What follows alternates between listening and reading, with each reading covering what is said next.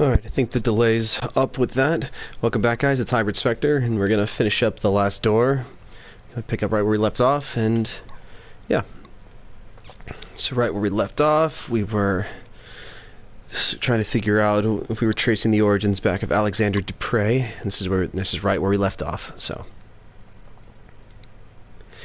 Alexander Dupre, room 108A. Only a piece of paper remains, with the written address Paul Street, 26. Let's see. All the dates of this cabinet are prior to 1870. I'm looking for a more recent file. A small locker. Small sign that reads seized objects. It's locked. I need a key to open it. No, that won't work.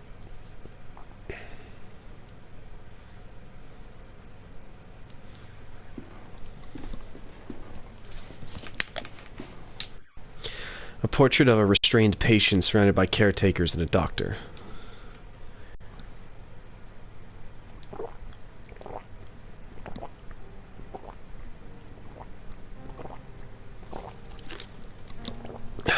Alright. There's one other thing I want to check here before we move on. Hello, my one viewer. How you doing? Let's talk to this guy. Good morning. Ah, yes. A lovely morning. Sunlight of a quite fascinating character. I beg your pardon? The light. It makes everything look different. You see, light touches things, soaks into them, and changes their nature. It makes them shimmer and makes them die. Do you live here, in the hospital? I do indeed. My family is a generous benefactor to East Hill. They had me committed, but I don't blame them. They are incapable of appreciating my art, or any art for that matter. They mistake it for insanity. What are you drawing? I'm not just drawing, my friend. I'm trying to feel the light, to translate its power into the surface of the paper. Those animals don't like it, though. They don't want me to succeed, so they take them away. They take my drawings and they study them, and they laugh, because my eyes can see the light and theirs are blind. But someday everyone will understand. Who are they, the ones who take your art away? Ha! Those foolish caretakers. They hide behind a big mirror, where they think themselves safe, and they look at me, they observe me. They even take notes. My name is Dr. Wakefield. I'm looking for a man who lived here some time ago. Would you happen to know one Alexander Dupre? The name does not ring a bell. I've not been here long, though. You should ask the other patients. They may be able to help you. Some have been here for many years, or you could ask one of the others, the brutes who keep us here. Where are your drawings now? Would you happen to know where your drawings are now? I suspect they are somewhere in the archive, since I've seen confiscated items taken there before. You seem different from the rest. Can I trust you? I've been trying to sneak in there for days, but Miss Riswell keeps a tight guard on the door. I even stole a key from one of the guards. You're a doctor. Surely you could gain entry. If you could recover my drawings, I would be so grateful. Here, take the key with you. I must go. Have a nice day. And that's how we open the locker.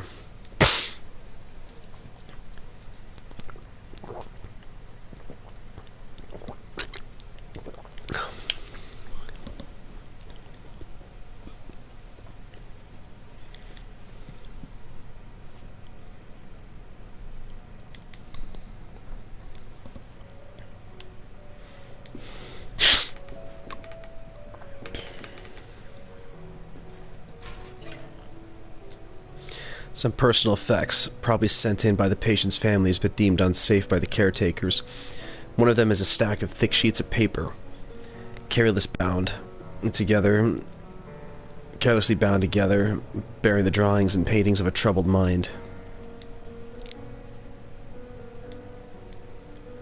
Watercolor paintings and drawings of different subjects, a tree, A vase with flowers, something that could be a portrait, but the colors are dispersed. Shapes broken, decompressed, and mixed in a whirl of bright flecks.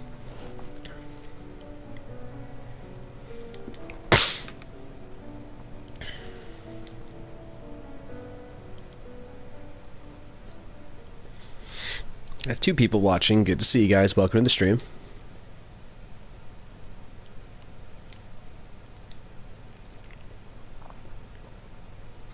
Here, are these your drawings? Great wonder. They're back. Someday they will understand light and shape as I understand them. Thank you, friend. If you want, take these cardboard sheets. Thanks to you, I have no more need of them. A few cardboard sheets lie on the bench. Each shows a perfectly symmetric design in black ink.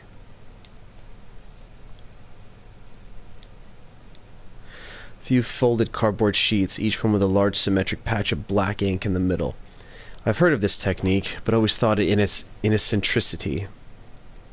Patients are supposed to see them, the deeper causes of their ailment. Oh, the Rorschach exam. Yeah. This is the first card. The shapes look organic. Almost like insects. I would say this could be a face.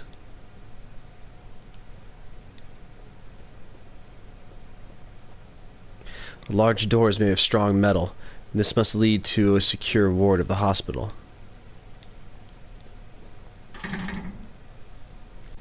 It's locked shut. I can't open it.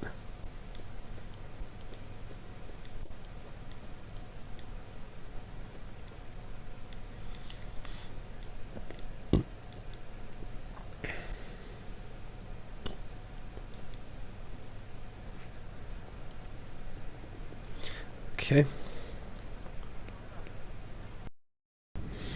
On to Paul Street.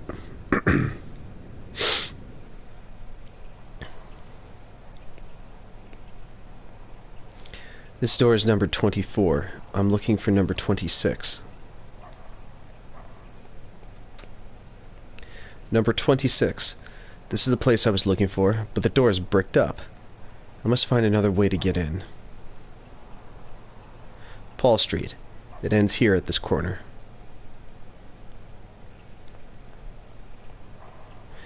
The windows are so thoroughly cemented over that it almost mixes with the facade.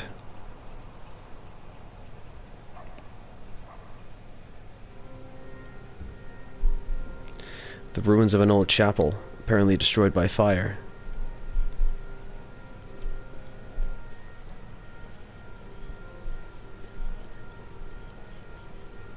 There is someone on their knees praying. Their face is covered by a hood. That's not disturbing at all. A wooden cross remains almost intact. An improvised altar covered in candles.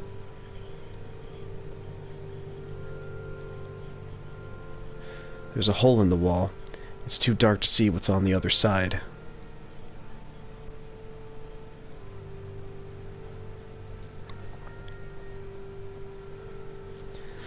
With this candle, I can light my way through the dark.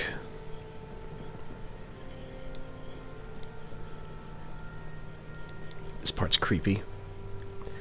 Well, looks like this hole leads to the building next door.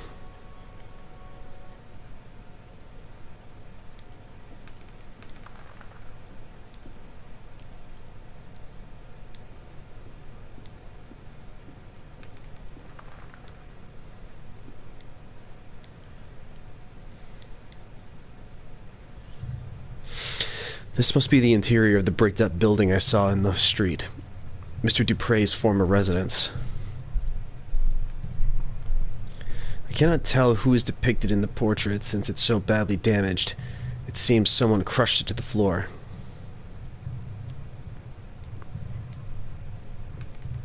A military medal. There is a relief of Her Majesty the Queen and several pieces of metal engraved with the names of battles unknown to me. I'll take this with me. Maybe it will mean something to someone. Maybe it will mean something to one of Alexander's fellow patients at the hospital. give that to the military guy. There's a piece of paper on the table. This paper shows seemingly random letters. It seems as if half of it is missing. One man in high-rank uniform. He's missing an arm.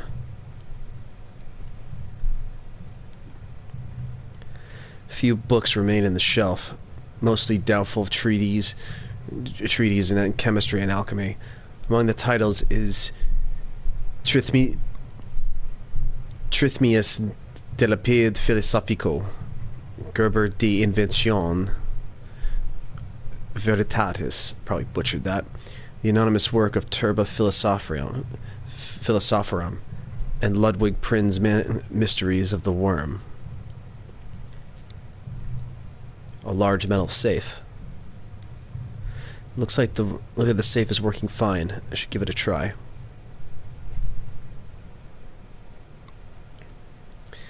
Yeah, I'm not too sure about this one. We'll come back to this in a second. I don't really want to look it up.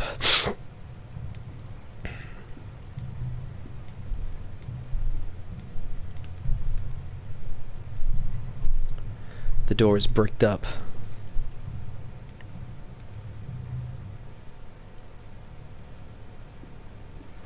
Alright, let's go back to the asylum.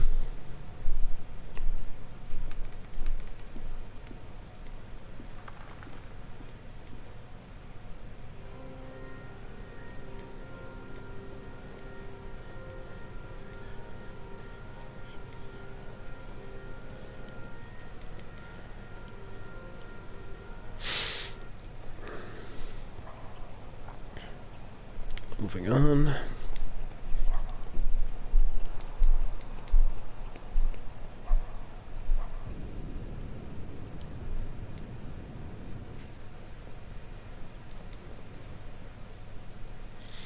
Let's go talk to the military guy. He might know something.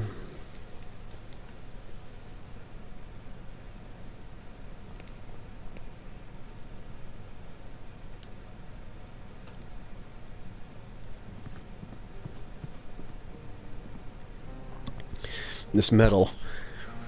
I had one just like this. Got it after the battles of Lang's Neck and Majuba Hill in 1881, a decade ago now. For distinguished conduct in the field. It said, what a farce.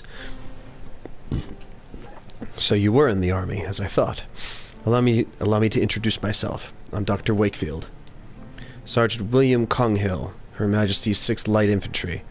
Are you another one of those alienists? Do you doctors not realize that cowardice cannot be cured by your arts? Why are they keeping you here?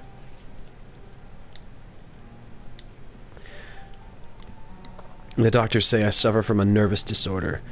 I believe this is a term for when they themselves, with all their learning, do not know what to say. But I know the true name of my sickness. It is pure cowardice. I'm looking for a former patient of this hospital. You may have met him. His name is Alexander Dupre. Yes, I did know a man by that name. We met briefly. He was here when I arrived. What do you know about him? He was a proper lad. Educated. He listened closely to the stories of the other inmates, but he kept his own to himself. We talked a lot. He was very close to Miss Conhee, too. I think they got here at the same time. But when he left, he did so alone. I wonder what has become of him since. Who is Miss Conhee?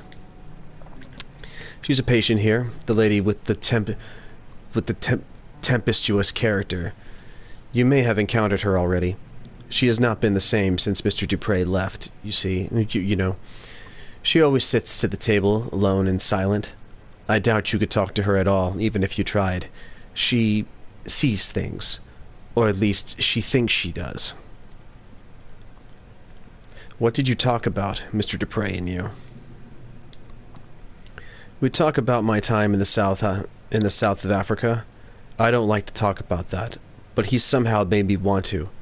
He was persuasive. He was very interested in one specific story, almost obsessive about it. He wanted to know every little detail. Could you tell me that story? I'm trying to find a patient of mine who has gone missing, and this could be my only hope of finding him. I don't like to relive those memories. A missing patient, you say? Alright. Maybe my story will be of some use then. It happened during the Battle of Majuba Hill. I am sure you have heard of it, in March of '81. The attack of the Boer army had taken us by surprise, and our regiment was forced to split up. We quickly found ourselves alone, just a few men lost on the barren plain, but I don't want to bore you. No, sir, certainly you aren't. Please continue. Scene change. As I said, we were few, and we were sure the enemy was lurking out there, in the cold air of dusk, and a thick fog formed quickly, masking everything around us. We could barely see each other.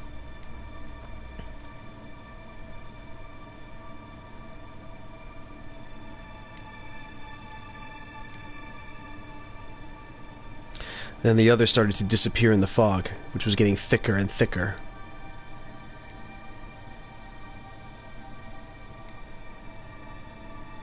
I could still hear the footsteps for a while, then nothing. I called their names. I got away from it.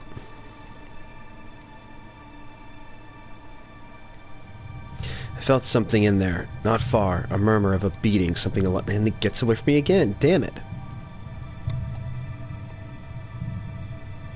All of a sudden, I felt my feet in something in the mud. A body. They were all there, and it gets away from me again.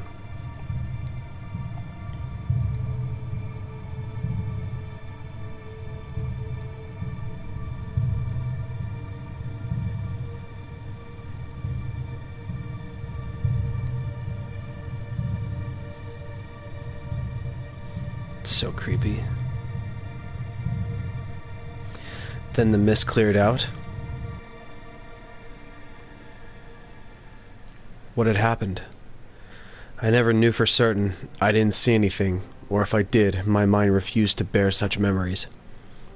What happened to Captain Skid?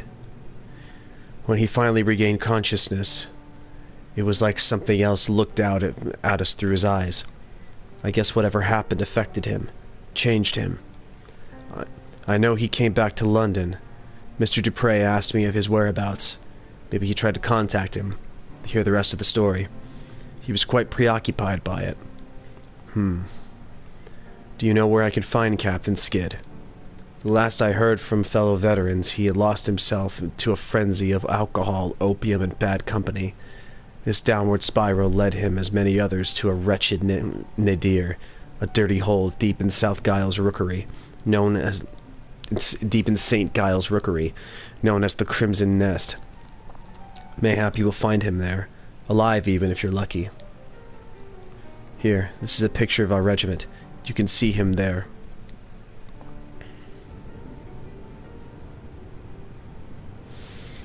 St. Giles. Okay.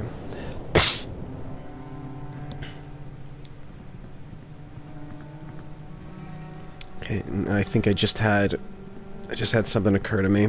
We gotta go back to that old apartment, and I think there's another piece of something that I missed over there.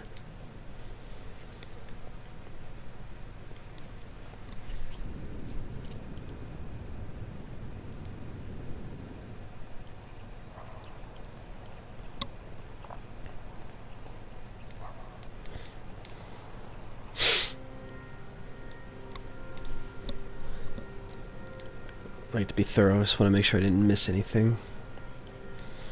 But even so, I'm probably just going to speed this along by just looking up the puzzle. I've already beaten the game. There's really no reason for me to brute force it.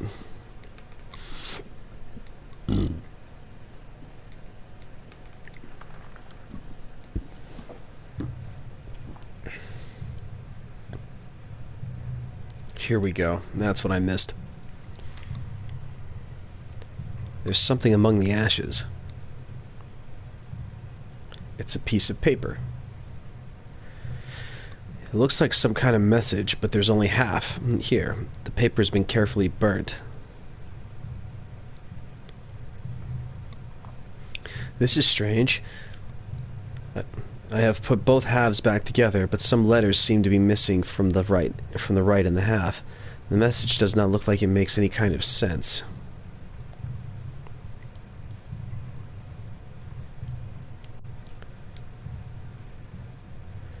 Okay. One man in high rank, yep. Okay, well, because I'm lazy, mostly because I'm lazy, I'm just gonna look up this part. Let's see.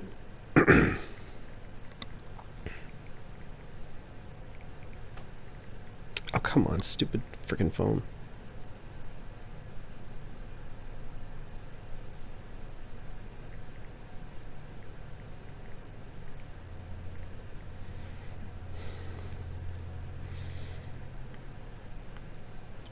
Six 145.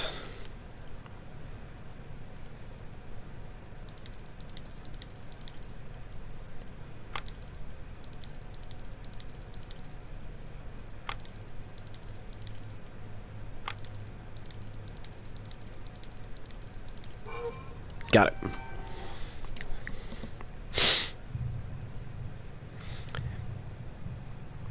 It is empty.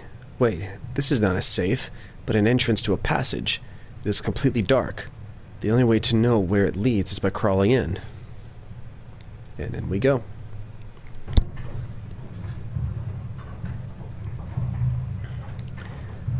Four chairs forming a circle, as if the hideout served as some sort of meeting place. Mathematic formulae written fast and carelessly.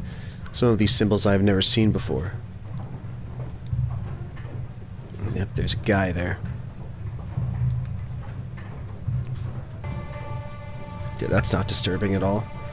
There's someone sitting here wearing a horrible mask and a yellow robe. He is not moving. It was never there. It is only a yellow robe. There's no body inside at all. What can be the meaning of this?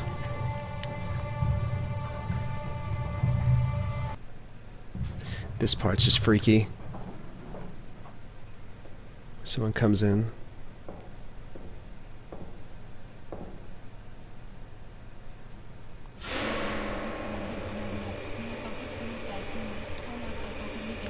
Creaking of the machine has stopped.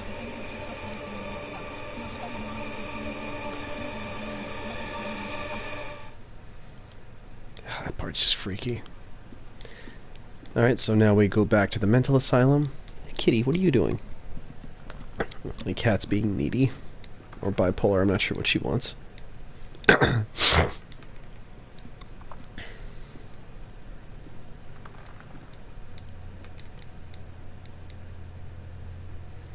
That hooded figure is gone.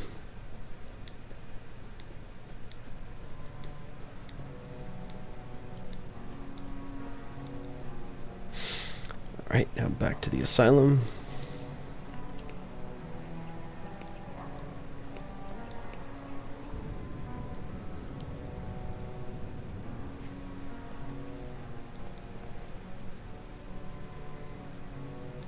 Now we have to show the mask to the old hag.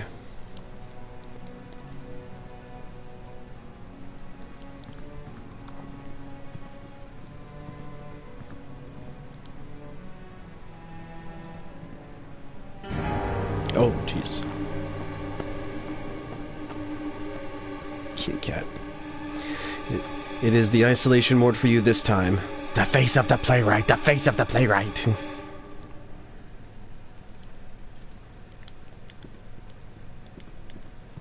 Let's go back in here for a second. The man is striking the glass strongly with his fist. His expression is of pure hate. I don't think he can see me, but I feel that somehow he knows I'm in here.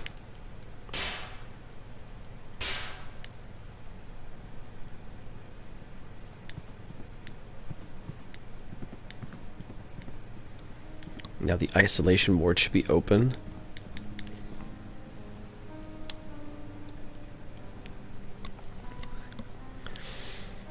That poor woman. They must have taken her to the isolation ward.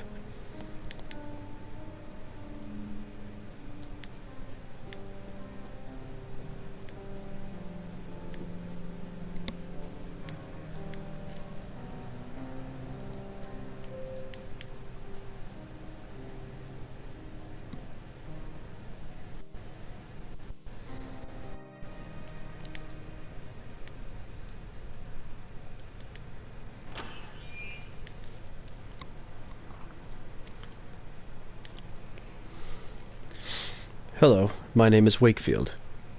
The butterfly is not what it seems. Excuse me, but what butterfly? There is more after the scarab.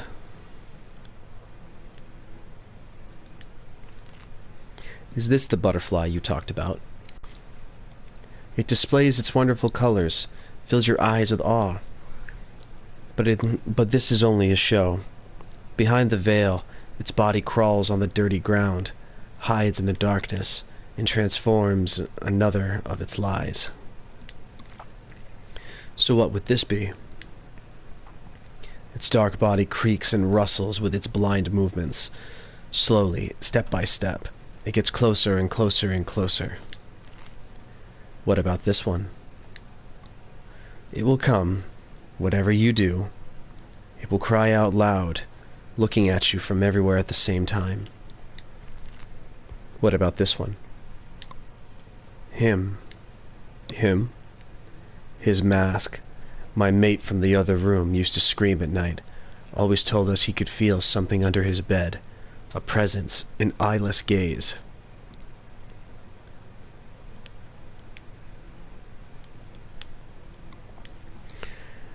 Not much light manages to reach this room. No.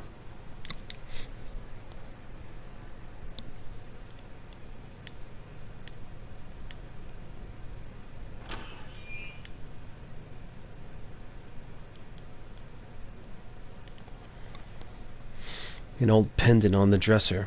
It looks valuable.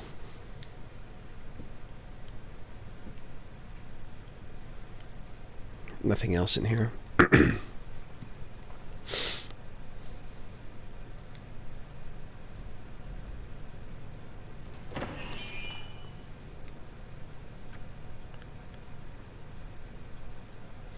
An impressive painting of a lovely maiden. It is equipped with a fitting magnificent frame. An expensive-looking piece of furniture. There is nothing on it. A mirror is covered in dust. I wonder what things it has seen in this room.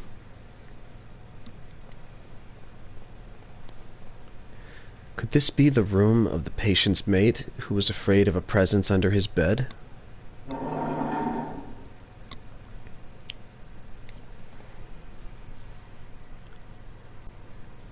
Here we go. There is something written on the wall. One of them came last night. I knew what it actually was because of the sign it carried. The sign of an eye. I killed it, and hid it well. If more come, they will not find their friend nor its eye. The door is bricked up. Why would they do such a thing? The window is sealed too. Almost no light can reach this room. I doubt anyone has slept in this place in a long time.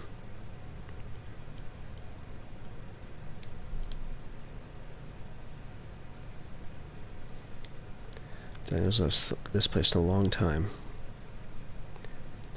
There's a more significance to this room.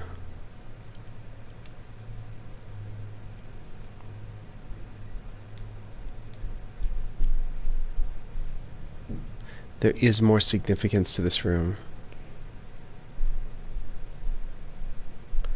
I just don't think it has revealed itself yet.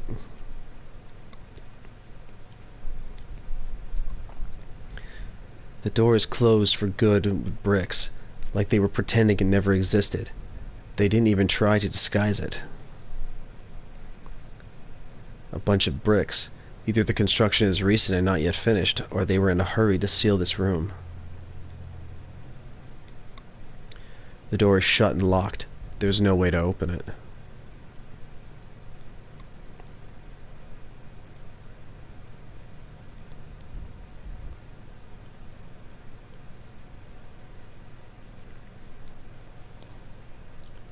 Oh, I remember. Yep. It seems one of these tiles is loose.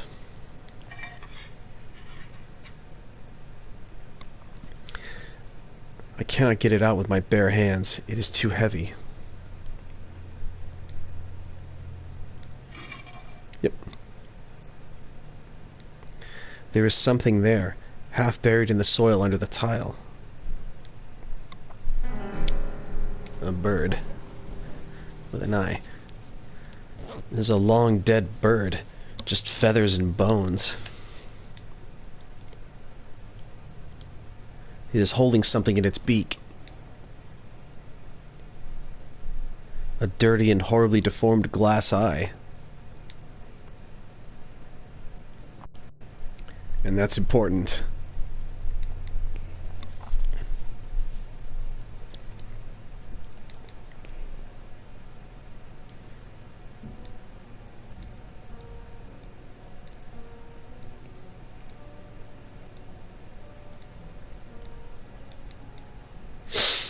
Now let's go to St. Giles.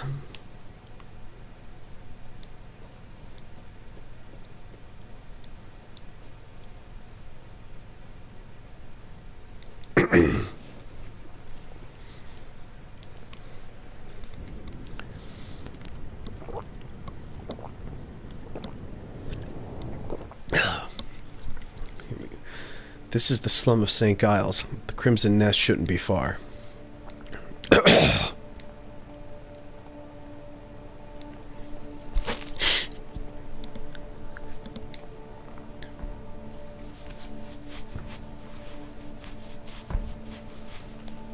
Just like the nightmare.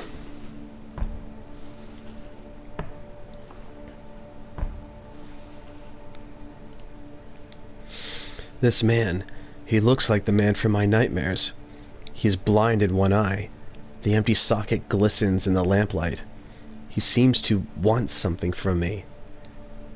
In my dream, the man said, "Give me back what he took." It's the eye.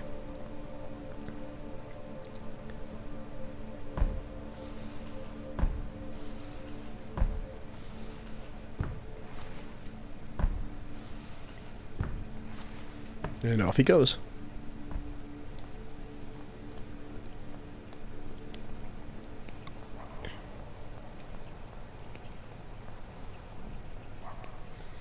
And there it is. This must be the Crimson Nest. I've heard of such places where people lose their minds to opium shipped from the Orient. I never thought I would set foot in one.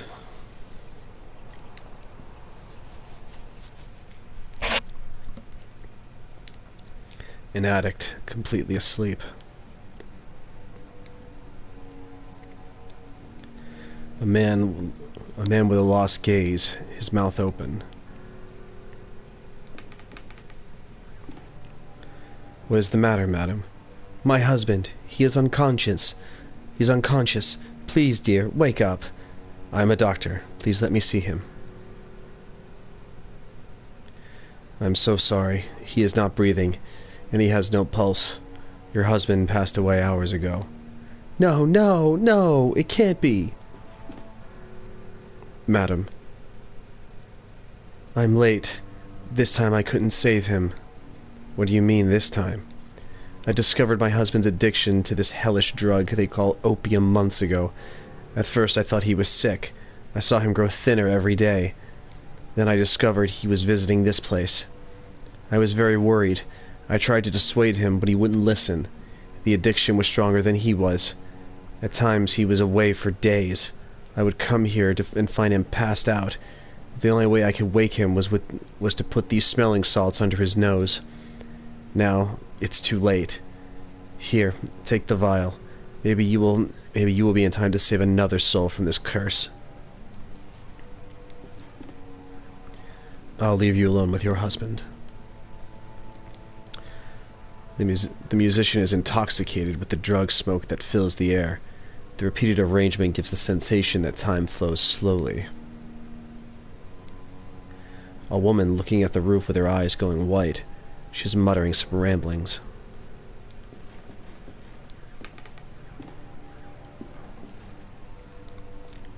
Short-haired woman smoking without worry. Hello. I'm looking for a man who I believe frequents this establishment. A war veteran from South Africa called Skid. He is writing on a slate. Can you understand what I'm saying? He has written, can't hear. So I suppose I should communicate him by writing on the slate. Looking for Captain Skid. Don't know. He doesn't know the captain's name then.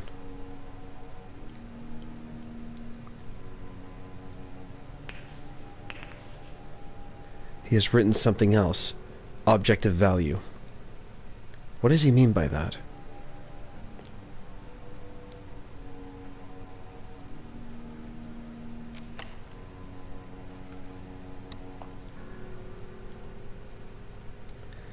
A man laying on his back. He's breathing raspy in with layered phlegm and other liquids. The smoke has eaten away at his lungs. This young couple seems to have come here together to enjoy this despicable vice.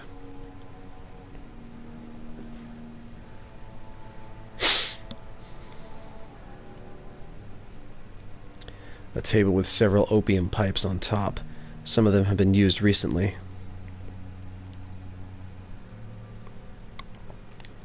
A Chinese screen with floral ornament.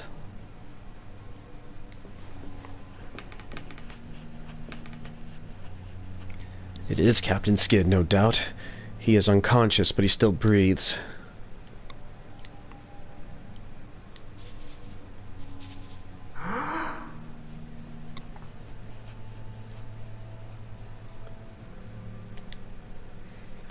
What's the matter? Who let you in? Get out! My name is Wakefield. I need to talk to you. Are you Captain Skid, Her Majesty's 6th Light Infantry? That title belongs to me no more. Who are you, and what do you want from me? Leave me alone with my misery. A soldier that used to serve under your command told me I might find you here. William Conghill. Yes, I remember him. We served together. I have made mistakes trying to forget those years of my life. Now I'm afraid those memories will follow me to my grave. I'm looking for information about a man called Alexander Dupre. I used to know a Dupre. He was not a man, but a fiend. What do you want with someone like him? There are certain secrets that are better left undisturbed. A patient of mine has disappeared. Alexander's the only one that may know his whereabouts. If it is true that Dupre is involved in your patient's disappearance, then I am afraid the matter is out of my reach. Yours too. Now please, leave me alone. Have you ever heard the name Jeremiah DeWitt? I must find him. DeWitt. No, I have not. I found your medal. It was in a house on Paul Street, door 26. You were there, right? You think you know what you are doing, but you cannot imagine what you are getting into. I am asking you for the last time. Leave, and forget this matter. I will not leave until I find the answers I am seeking. Tell me what I want to know. You fool. That's... for devil's sake. Alright, if you want to ruin your life, you are free to do it. What really happened on Majuba Hill? What really happened on Majuba Hill? Sergeant Conghill told me the story, but his details were confusing. I will never be able to forget that day. Nobody knew what really happened. Command decided that we must have been ambushed. Now I know better. There was something in that fog.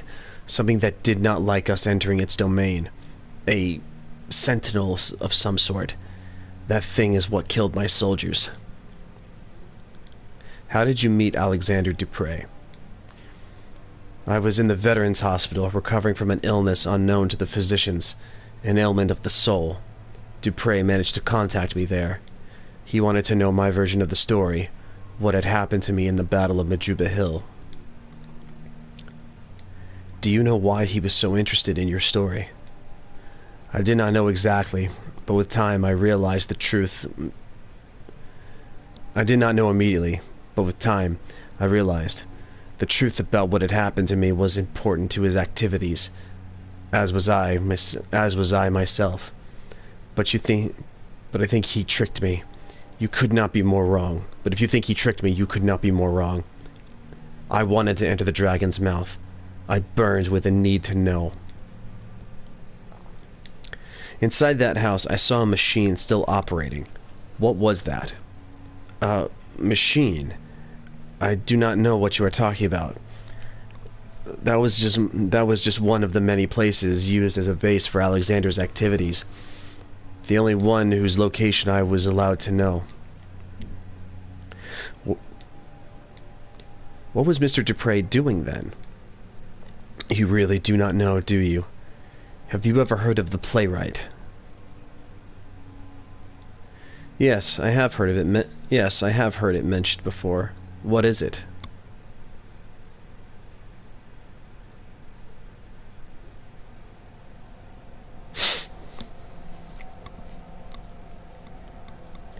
As I imagined, you know nothing. Dupre is not alone. He is but the peak of a pyramid, a vast group in which powerful people take part. A society acting in secret, ruled by a single sacred law. See that no one knows. I was part of it. Dupre himself recommended me.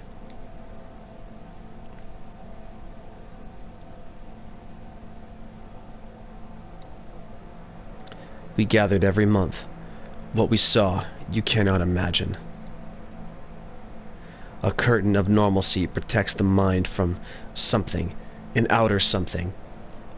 The fog of the veil protected us. But through the veil we could peek out into the abyss. We could know of the unspeakable shapes that writhe beyond. A black nothingness, entirely full of horrors.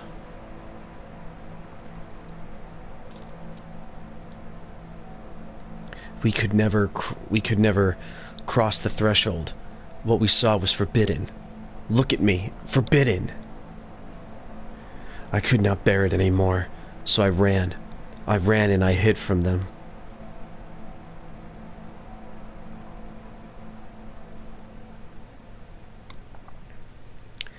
It was too late to run or to forget.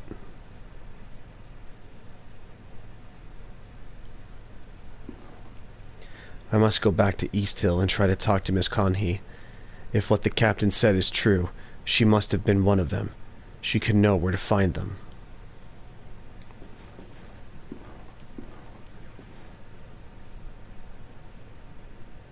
Oh, that's not disturbing at all.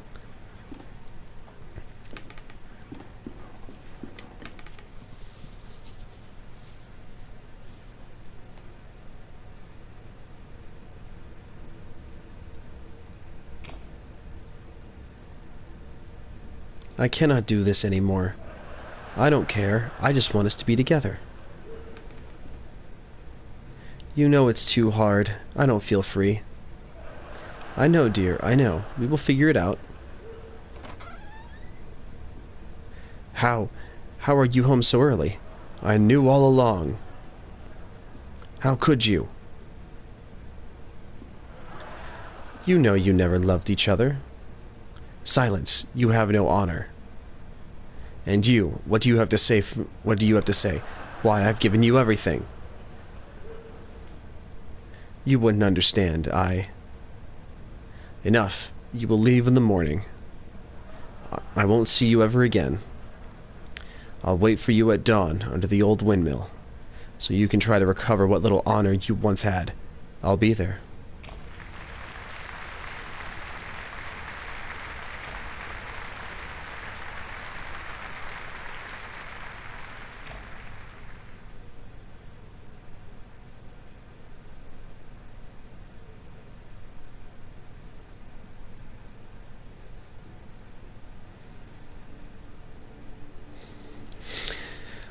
I gotta go AFK for just a second. I'll be right back.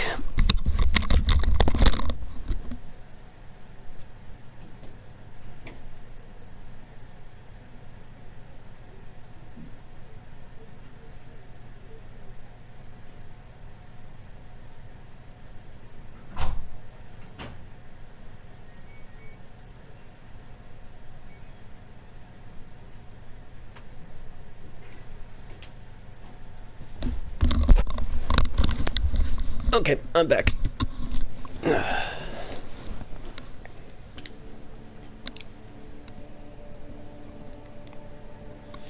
I must have fainted. What is this? Where am I? Let me check one more thing here.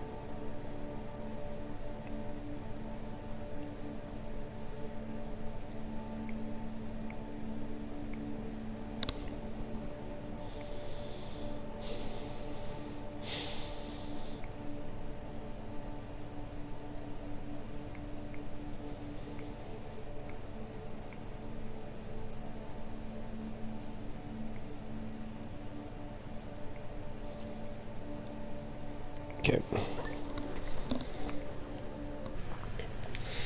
Hey, kudos to the one person watching. You're awesome.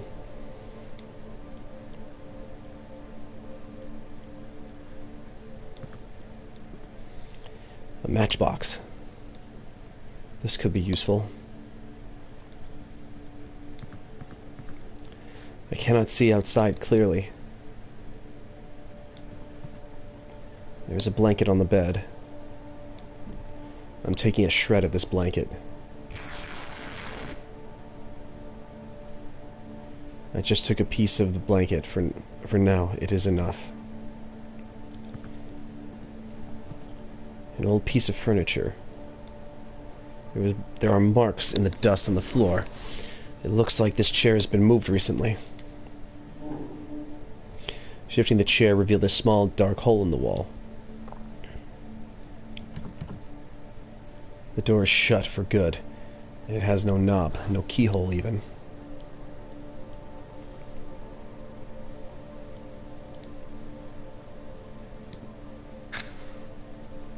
The match is too short. I cannot stretch my hand in further, either to see what lies beyond the hole. A small hole in the wall. It's too dark to see inside.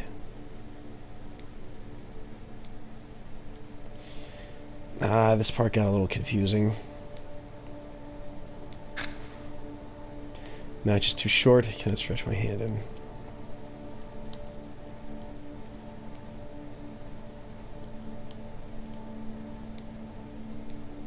No.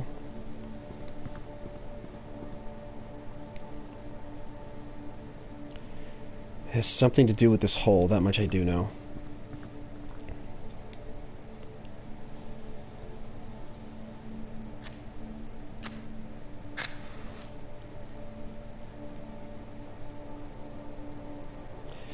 I could swear I saw a pair of feet in there. Who is there? We have met before. I cannot see you. Who are you? Do you not recognize my voice? No, I'm sorry, I do not. Do you know what place Do you know what this place is? It is the starting point, the first place to look. Who are you? No, but who are you? What are you doing there? Remember this. I will not be here forever. Darkness will light your way. Stay out of the light. Then I will disappear, and you will be alone in the end. I don't understand. Tell me who you are. I can hear breathing behind the wall. The blanket is now ruined. I must take it with me.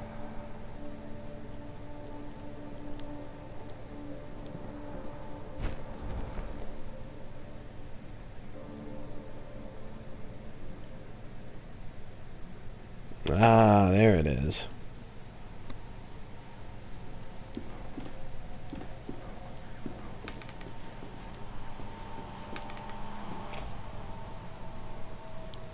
David, is that you? David!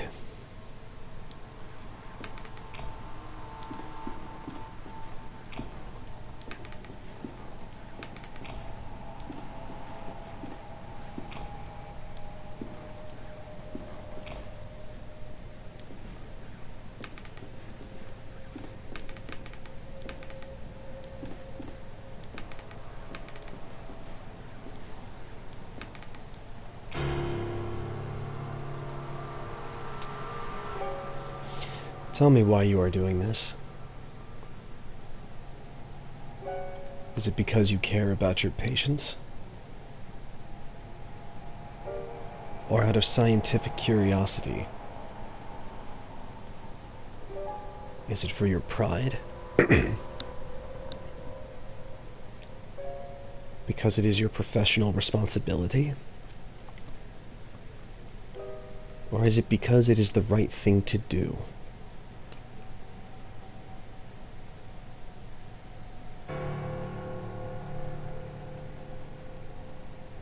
Why are you doing this?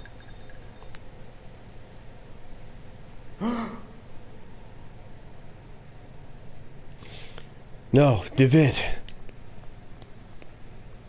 It's alright. It's alright, my liebe Freund. How are you feeling? I feel dizzy. What happened? Where are we? At my house. I went to East Hill to meet you and found you inside one of those cells, unconscious, your clothes stenching of opium smoke. I had brought you here. You've been out for a day and a half. I think it's coming back to me. I was at one of those opium dens. I might have passed out after breathing in that dense smoke. Listen, I have much to tell you. My investigation unearthed a great deal of new information. Alexander Dupre was indeed institutionalized in East Hill, but his files were missing. I managed to track down a man who knew him. He told me a story you would not believe, and there was this woman, a patient at the hospital. She was completely out of her mind. She attacked me. What has happened to these people, Kaufman? How is this Alexander related to Mr. DeWitt? I think this patient, Miss Conhee, might know how to find Alexander. We must go back there and talk to her, whatever it takes. I am afraid that will not be possible. What do you mean? Frau Conhee is no longer at East Hill. She escaped last night. God almighty. Do not worry, mein Freund. I think I may know where she is hiding. Get ready. We must leave promptly.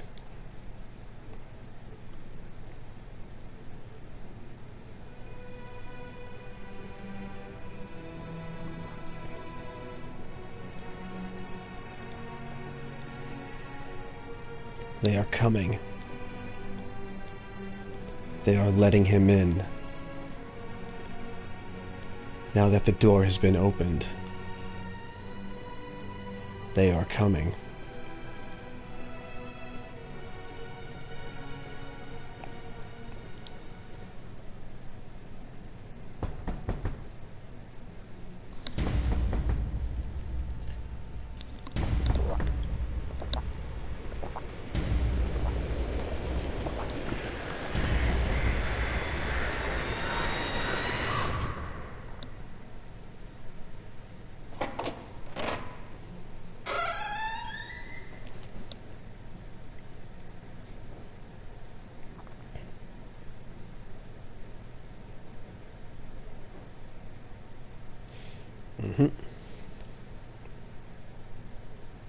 Episode 2.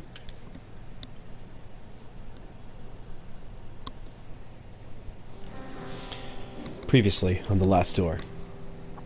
Wakefield and Coffin followed the only clue they had on DeWitt's location, the recipient on Anthony's disturbing letter, Alexander Dupre. Wakefield visited the East Hill Asylum to gather some information on Dupre's past. Wakefield discovered that Dupre was the leader of a secret society known as the Playwright. He learned that they practiced rituals with the goal of peering through the veil, the line that separates the common world from our outer void full of horrors. One of East Hill's patients turned out to be a member of the Playwright, but she escaped the asylum. Wakefield and Coffin followed her to her hideout, a cabin in the mountains, when suddenly a big flock of birds appeared.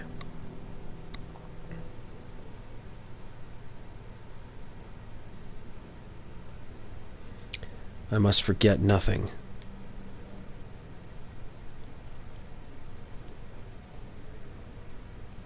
Everything must be set.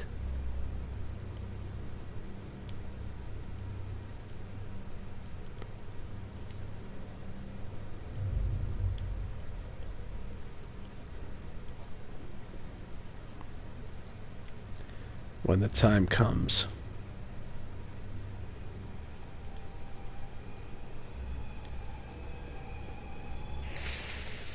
And I am visited again.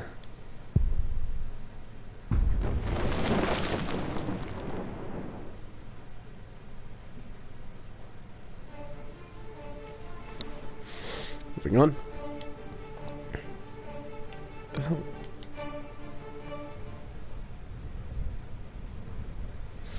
For a moment, the sky was dark. We heard the calls of 1,000 birds, but another sound rose above them. A sound I cannot describe.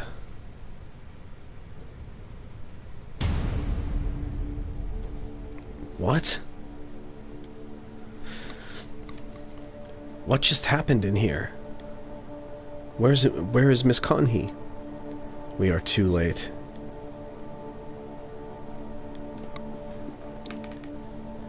It is ashes.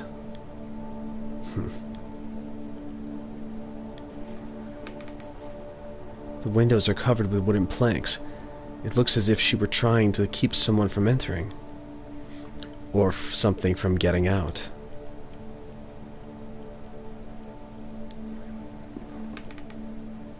Chalk. A circle drawn hastily on the floor. She thought it could prevent what she knew what was about to happen, but she was wrong. I do not know what to make of all this. I do. It's so sinister.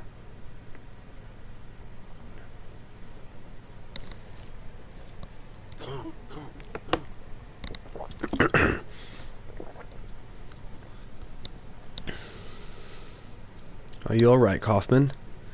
There's nothing, mein Freund. Just a bit of a cold. Now, mein Freund, I think we should talk.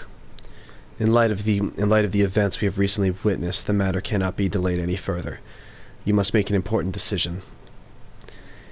It is not yet too late to go back to our daily lives. If you do not want to continue, you must forget all about your patient Jeremiah DeWitt. You will have to keep to yourself everything you have learned about the mystery of his disappearance and never talk about it again. But should you wish to continue this search, you will need to accept the consequences, whatever they may be. Please, do not take this decision lightly. The path ahead is not without peril. You know my answer already, Kaufman. I must know what happened to DeWitt. So be it, then. As you may have already realized, this matter involving your patient transcends the limits of psychiatry as we know it. We are not dealing with the effects of trauma or the demons of the subconscious, at least not in the terms we are used to. We are dealing with something old, something dark, a sinister truth that has been buried deep for generations. This man, Alexander Dupre, and his organization, I think they seek to uncover these secrets, and I fear they might have already. Miss Conhee's fate, whatever it was, must be related somehow, but my knowledge of this area is simply not sufficient. We must pay a visit to an old friend, someone I never thought I would want to see again. The man who introduced me to the extended scientific field of the occult. My mentor, Professor Adam Wright.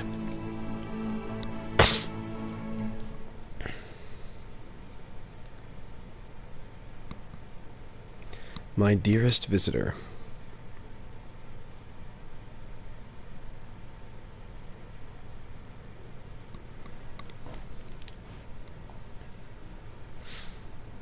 Wickport. This one's definitely going to take a little while. There's lots of puzzles in this one.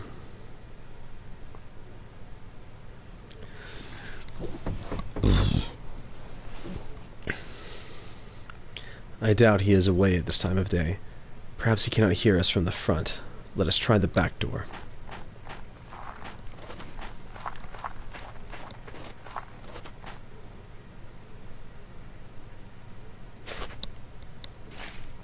Mrs. Oakwood. She's the manor's keeper, and she's the manor's housekeeper.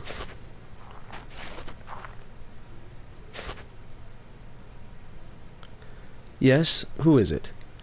Good morning, Mrs. Oakwood. Don't you remember me? Why, Dr. Kaufman! Bless my soul, it's been so long, I hardly recognize you.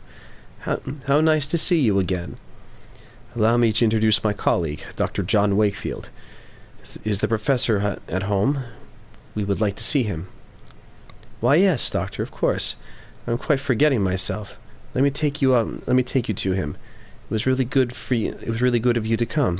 He receives so few visitors these days on account of his condition. His condition? Oh, sir, I am right sorry. I thought you knew. The professor, he suffers from an ailment afflicting his brain. He is now entirely confined to his bed. Professor Wright, you have visitors. One of them is your old friend. Look, look, do you recognize him? It's Johann, Professor, your old pupil. I reckon he does remember you, Johann. It has been a long time since I have seen him so excited. I will leave you two to talk to the professor. It may be difficult to keep him on one subject for long, but oh, it does him such a world of good to speak with an old friends. Should you need my assistance, I will be in the backyard.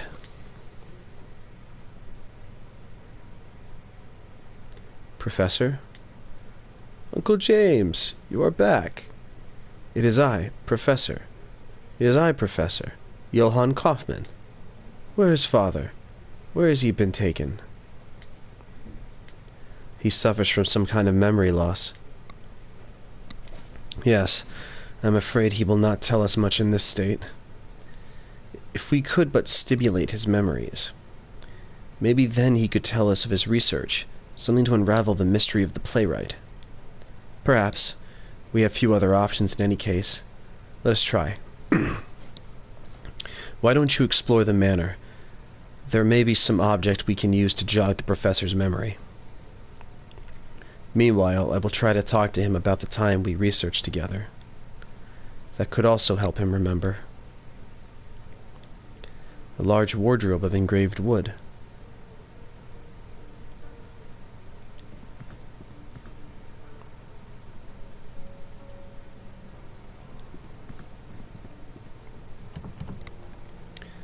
It's locked. The sign on the door reads attic.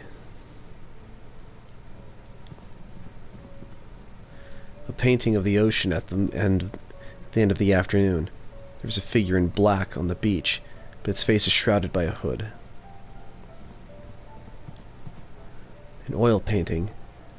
It shows an obscure medieval scene. An old stone tower is depicted in the painting. Thorned vines have slithered across the entrance, forming a swarming blockade that almost seems to come alive when stared at for too long.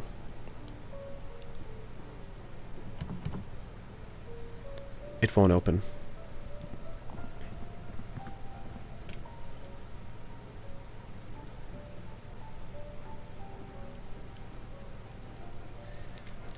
A large porcelain tub, its hefty weight supported on 4 blackened iron feet. A thin ring of damp residue around its interior suggests recent use.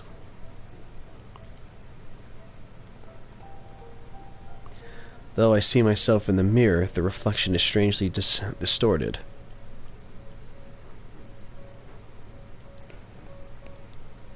A gilded pipe. It runs from the floor to the ceiling.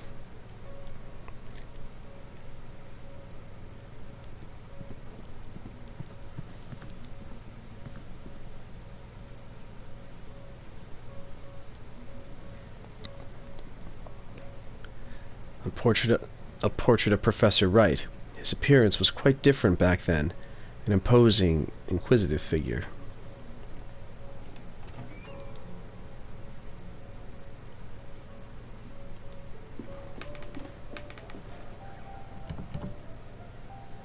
It is locked. A sea landscape.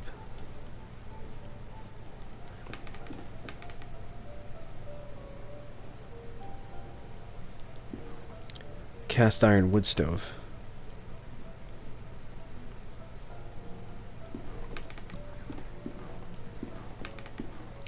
Various ingredients. A glass jar filled with spices and pickled food. door is locked and shut. A small sign reads basement.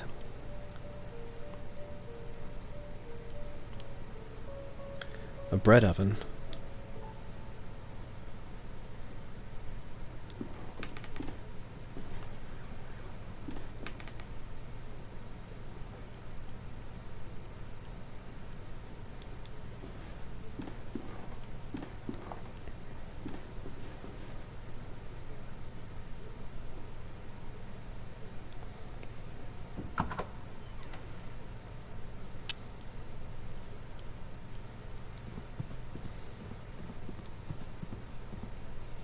A tin soldier. It looks like to have been painted by hand. It commemorates some military campaign that I have not heard of. It could hold some special significance to Professor Wright. Perhaps it will stimulate his memories. A painting of the cliffs of this region.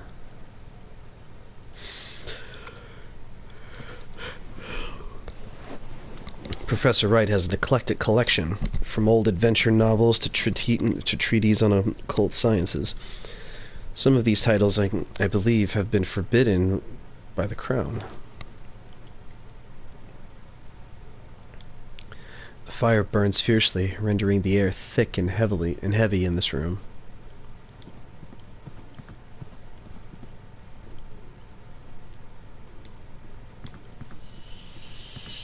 That's just birds. It is locked. I can hear the racket of many birds on the other side.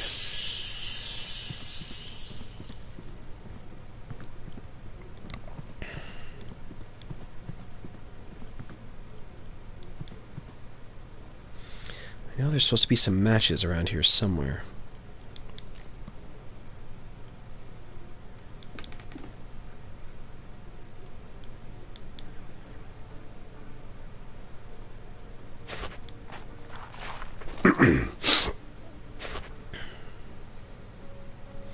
May I ask you something, Mrs. Oakwood?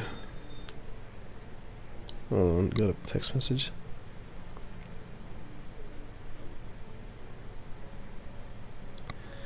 May I ask you something, Mrs. Oakwood? Of course, Doctor. How did the professor become afflicted? The ailment runs in his family. Mr. Wright suffers from it, as did his father and grandmother before him. It is truly a terrible thing, and to think that all these years Mr. Wright knew what would become of him. May God have pity on his poor soul. This ailment that runs in Professor Wright's family, do you know what its symptoms are?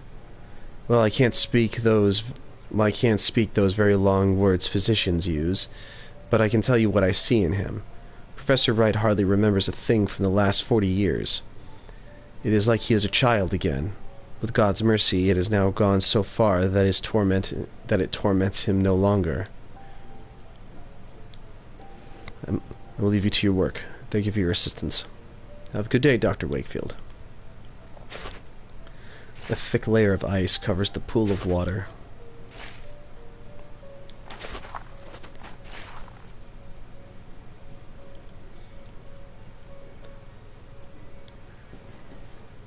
Cast iron wood stove.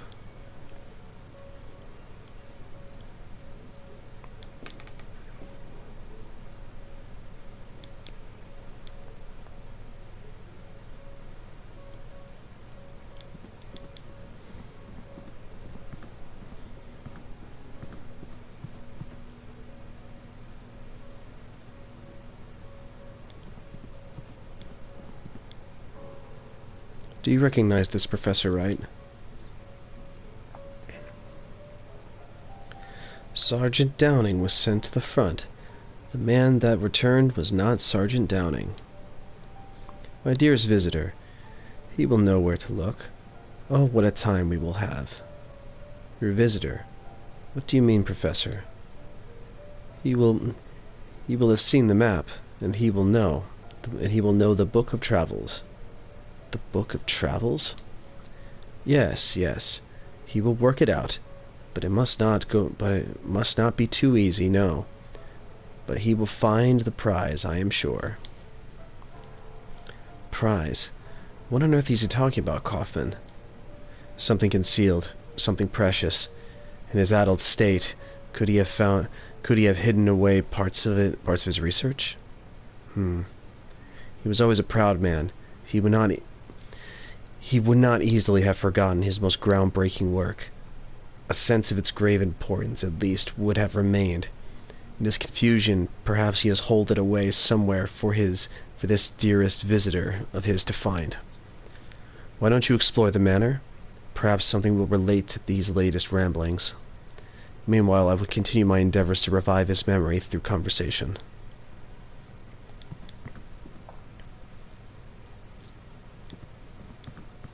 I know what to do.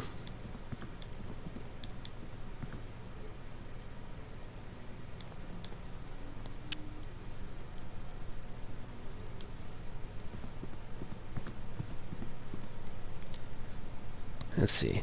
There's a large volume here, quite worn. There's an illustrated edition of the Travels of Marco Polo. Perhaps this is the Book of Travels that Professor Wright mentioned? There is a mark on one of these pages. We began our journey by crossing the unforgiving desert, always facing the setting sun. At last we arrived at the merciful sight of the great ocean. We followed the coast north, in dear hope of reaching our home soon. It was not to be. The king of the land we traversed had declared war on the Great Khan, so we were forced to return as we had come. We never set foot in that bloody land again. We knew there was a port just a few miles to the south, where we could find a boat. Our sea voyage was short, as our sails billowed with the powerful southern winds. We reached the most eastern cape and landed there. Our backs to the sea, we marched forth and soon reached home.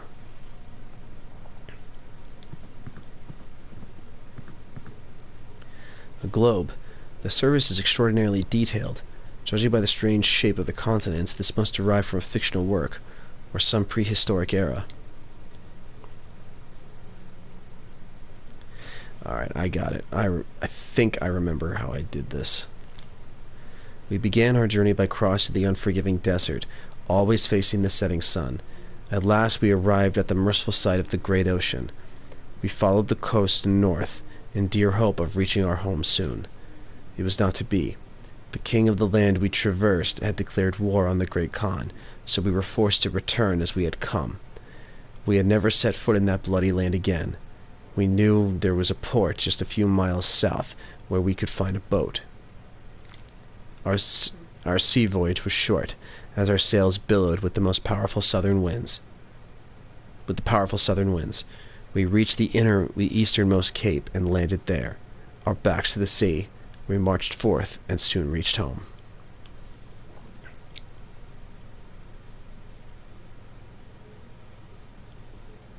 So I think...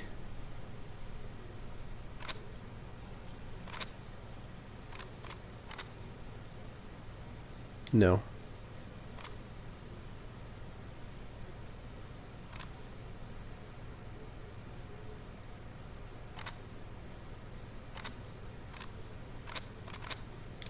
No.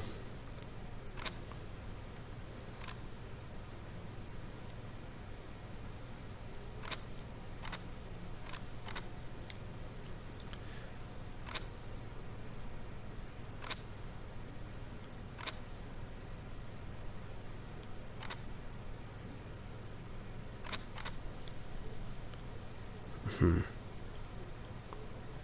not good with directions. Great ocean. Followed the coast north.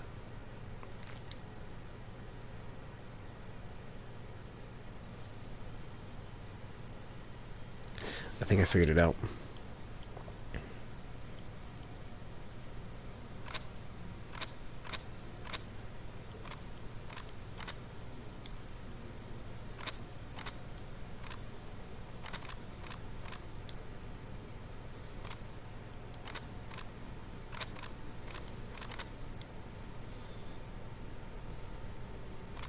Or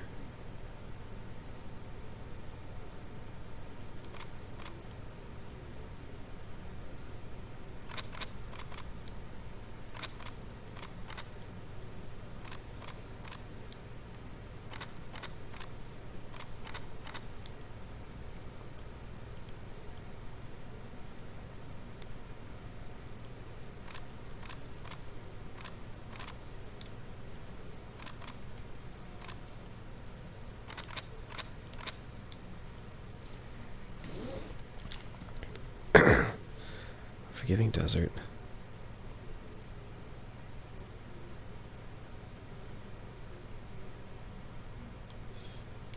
I think I got it.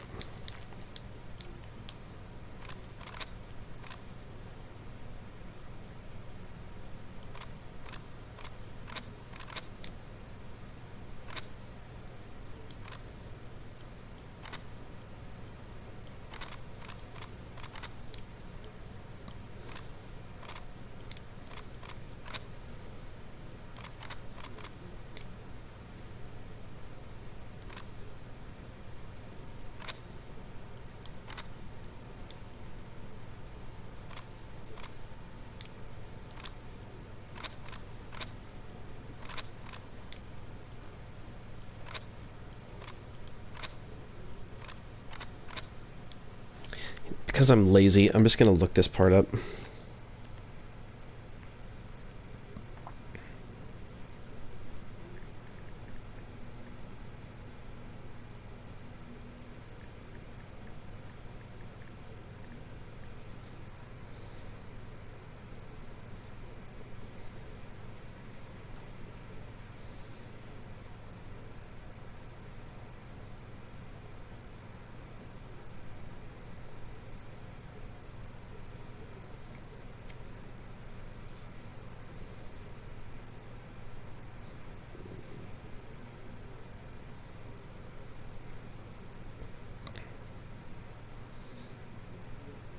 Oh, that's what I was doing wrong.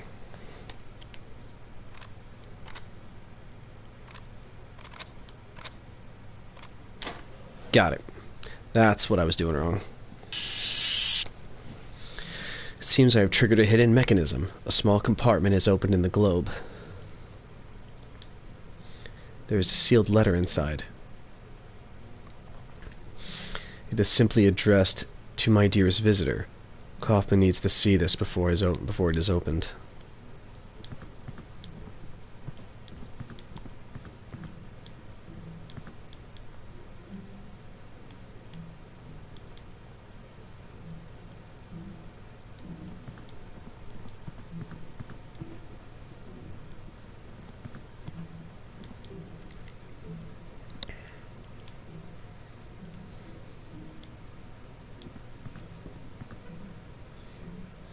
Kaufman, look, I found an envelope.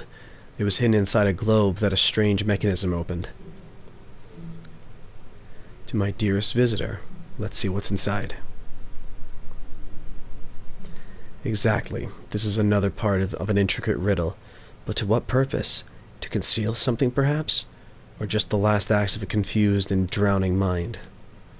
I'm increasingly of the opinion that this is some mental construct, some riddle conjured up by the professor's failing mind. He may not have even understood what he hid. Those seeking wisdom must first know their own foolishness. Reflect on yourself in the heat of passion to reveal what the cold eye of logic sees not. A riddle. And who would that visitor be? This is unknown to me, mein Freund. There is only one way to answer that question. If we can find the answer to the professor's riddle, perhaps we will be able to solve this mystery. I know what to do. Just need to find a matchbox.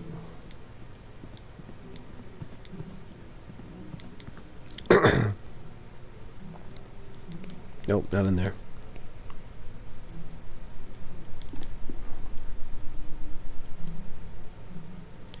Tell me that's what I'm looking for.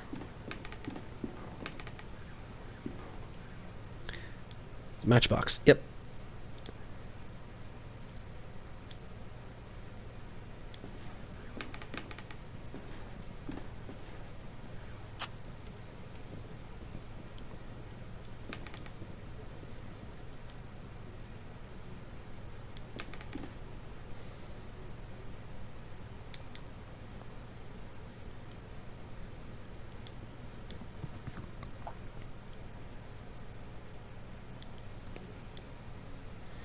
Reflect on yourself, said the riddle, and the cold eye of logic sees not.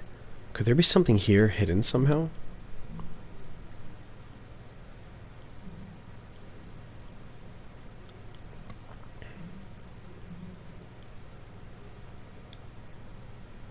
Though I see myself in the mirror, the reflection is strangely distorted.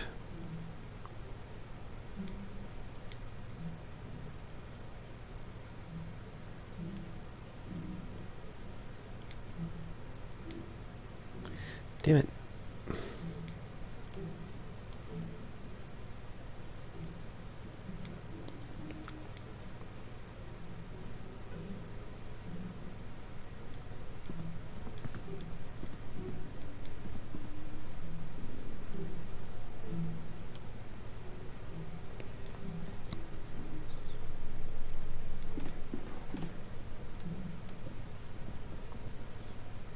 Yeah, I was supposed to do something.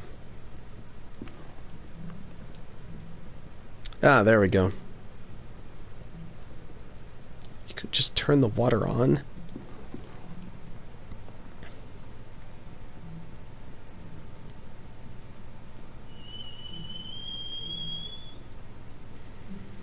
The water will cool soon.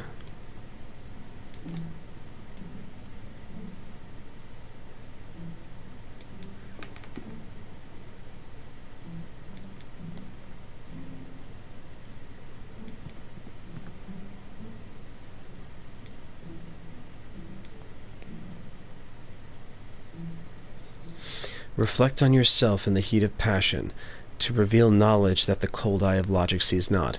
Condensation from the teapot's steam has revealed a hidden message. I'll add this clue to the letter.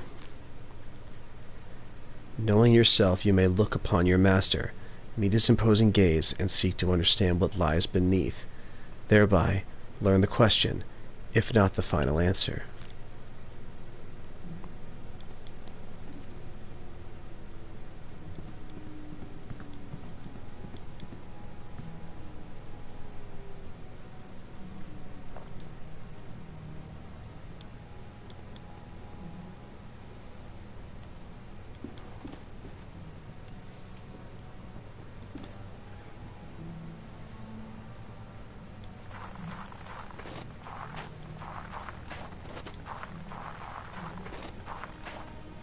An oak tree looks ancient, probably older than the manor itself.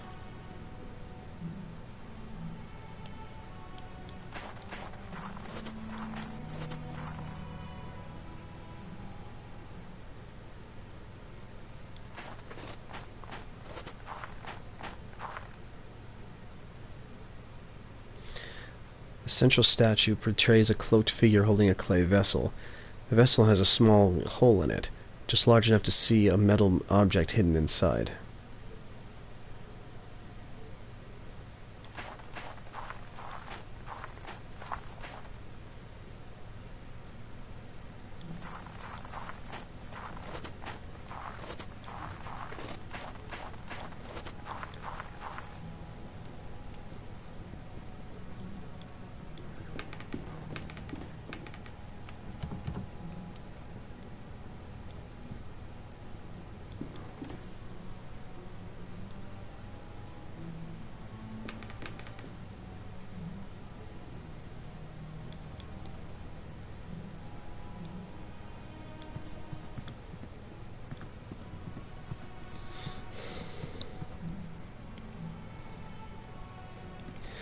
Alright, well, I think I'm gonna kill the stream for right now.